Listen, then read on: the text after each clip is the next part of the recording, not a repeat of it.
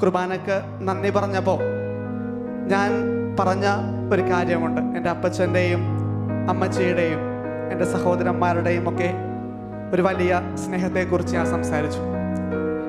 പലപ്പോഴും ഞാൻ സെമിനാരിയിൽ സന്തോഷിക്കുമ്പോഴും അല്ലെങ്കിൽ ഞാൻ വലിയ പഠനങ്ങളൊക്കെ നടത്തി സെമിനാരിയിൽ പഠിക്കുമ്പോഴും എനിക്ക് വേണ്ടി കഷ്ടപ്പെടുന്ന, എനിക്ക് വേണ്ടി പ്രാർത്ഥിക്കുന്ന എൻ്റെ അപ്പച്ചനും അമ്മച്ചിയും എൻ്റെ സഹോദരന്മാരും അവർ എന്നോട് കാണിച്ചിട്ടുള്ള സ്നേഹം അതൊരുപാട് വലുതാണ്.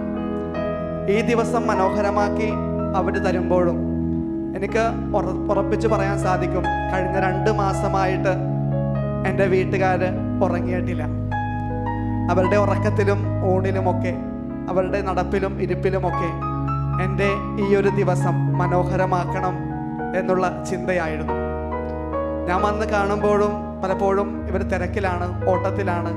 ചേട്ടനെയും അനിയനെയും ഒക്കെ വിളിക്കുമ്പോൾ അവർക്ക് ഇന്നലെ എനിക്ക് തോന്നുന്നു ഇന്നലെ ഭക്ഷണം പോലും അവർ കഴിച്ചില്ല. കാരണം അത്തരത്തിലായിരുന്നു അവർ ഓടിക്കൊണ്ടിരുന്നത്. വീട്ടുകാരുടെ ഈ വലിയ സ്നേഹത്തെ, അവരുടെ ഈ ഒരു പ്രത്യേകമായ ഒരു സ്നേഹത്തെ ഞാൻ നന്ദിയോടെ അനുസ്മരിക്കുകയാണ്.